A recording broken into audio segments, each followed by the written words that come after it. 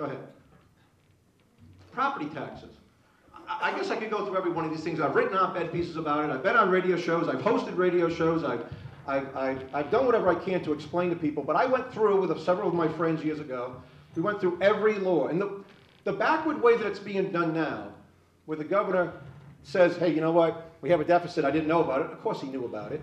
But I mean, we have a deficit, and the state reps are all surprised, but they're not surprised.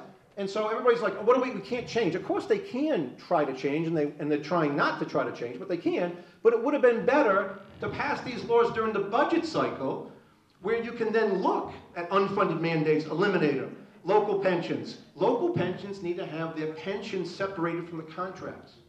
So when the contracts come up again, pensions are not part of them. So the city of Coventry, the city of Cranston, can say to the police and firemen or whoever was in that pension plan, hey, we're changing your pension too.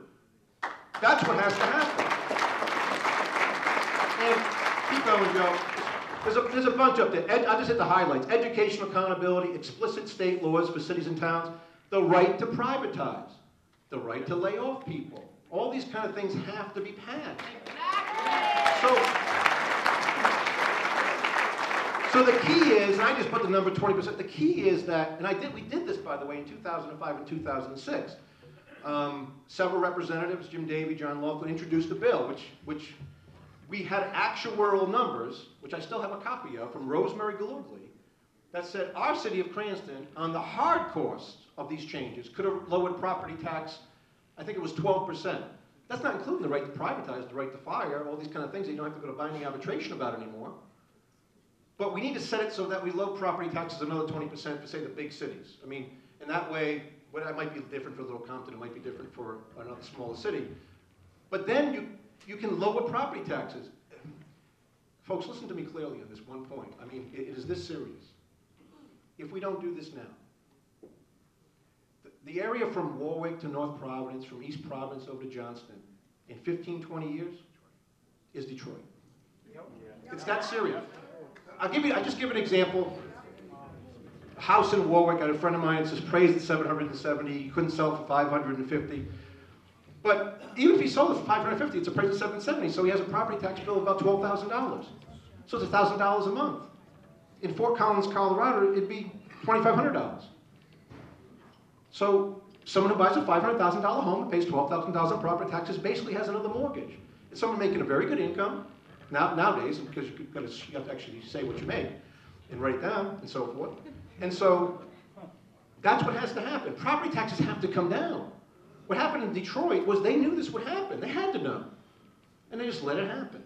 And if you looked at a price chart of houses in Detroit, I could put it up here. I can't put it up here, I guess. There it is.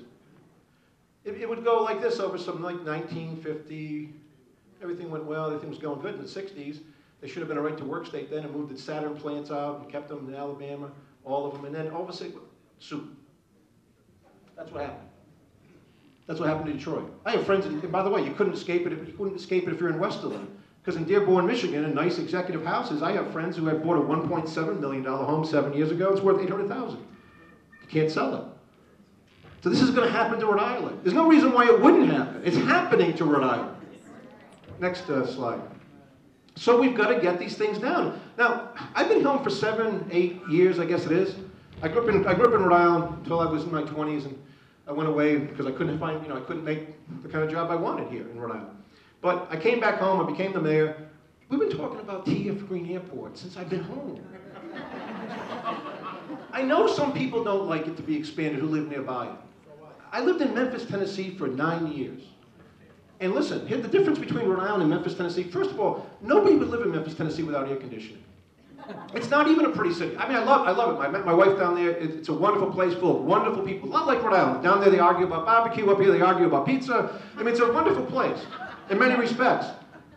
But when Fred Smith, who runs Federal Express, says, I want a big airport, there's never been an article about a complaint. People just see the planes coming in. Jobs. When I was on one of the first flights direct nonstop to the Netherlands, when they expanded the airport from Memphis. And 2 weeks later, the city's covered with tulip bulbs. The price of tulip bulbs goes down because they're coming back up from the Netherlands in the bulkheads. I mean, it's an Adam Smith invisible hand story, but it happened. And they just keep expanding. If you went there today, you drive around the airport, you see these logistics hubs. Heartland Trucking, MS Carriers Trucking, Swift Trucking, logistics companies. More tonnage goes out of Memphis, Tennessee. We have a great location too. And it has to be expanded to 9,100 feet. It will create jobs. You can't call people with a real company and say, land in Boston, I'm in Rhode Island, without them thinking if they're in Austria, if they're in Texas, that you don't have a real city or a real state. You need a real airport. It's about jobs, and ports are about jobs. How many times have I heard this? I'm sorry if you live in North Kingston. I'm sorry if you live on the water. I've been down to Charleston, South Carolina, just to investigate.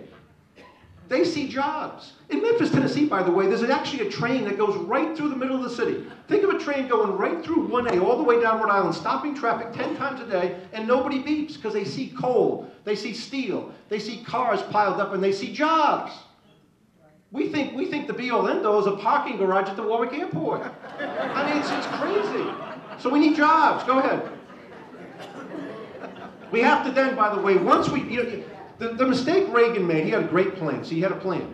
He was going to beat the commies, and he did. He was going to lower taxes, he did. He was going to do away with some of the regulation, he did. He was going to cut spending, get rid of the education department and the oil complex, and he did. We got to stop by getting rid of these things first. That was the mistake. And then we can eliminate the car tax. When I came home, I couldn't believe there was a car tax. I just was like, oh my gosh, how do people in Providence, the mill rate's like 77. It means if you have a $26,000 Honda in Providence, you take $6,000 off, you pay $1,500 a year? The average family of four making 45 grand? Are you kidding me? Why is everybody putting up with it? So we got to eliminate that. That's a regressive tax. We got to eliminate the capital gains tax. It means jobs. You have to eliminate the estate tax. That's jobs. It's jobs. Family farms shouldn't be split up because of estate tax. And then, as I say this, it seems kind of simple, but if we're competing with Massachusetts and Connecticut right next door, why would we have a cigarette tax? And I don't smoke, but why would we raise the cigarette tax to $1.50 more a pack than Connecticut? Why would we tell like the guy who runs a Quick Stop Lube or whatever on the border of Connecticut or somewhere nearby, nobody's going to come anymore, right? And that's what we're doing. I mean, and by the way, within a month, it's like, oh, taxes collections for cigarettes are lower than they expected. Because there's this thing called the elasticity of demand and supply. People change their behavior. And we're not in Los Angeles where it takes 5 hours to get out of the state. Everybody leaves the states for their job every morning. Now, I'm not a big advocate of smoking cigarettes, but people like to pick up some peanuts too and get their gas, and it's just stupid. You'll get more. The tax for cigarettes should have been set 15 cents a pack below our neighboring states. That's it. And that's what I mean about Massachusetts. If they lower, we go 1 penny lower. If they have a flat tax on income of 5.6%, we're 5.5. If they've got a tax holiday in August,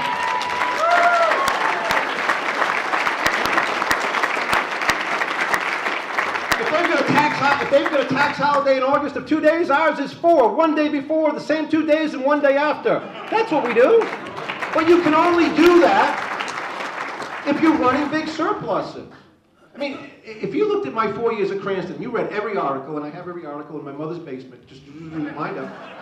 And one day I went through it, and I said to myself, the biggest complaint about me among the Democrats, the surpluses were too big. Honest to God, the surpluses were too big. Now, by the end of the year, there won't be any left. There's $24 million left behind. And look at this map. I hate to leave you over here with this thing, but I got to come over here. Being a right-to-work state simply means that you can work at a union place but not pay the dues if you don't want to. That's all it means. No one gets slapped in the head. No one dies. But no Toyota factory will be built in a non-right-to-work state. It won't happen. They won't do it.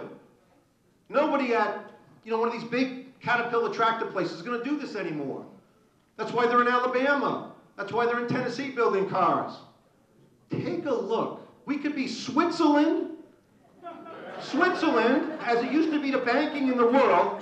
We could be Switzerland. Let's face it, folks. Another article about we're going to be a biotech center. I'm going to puke.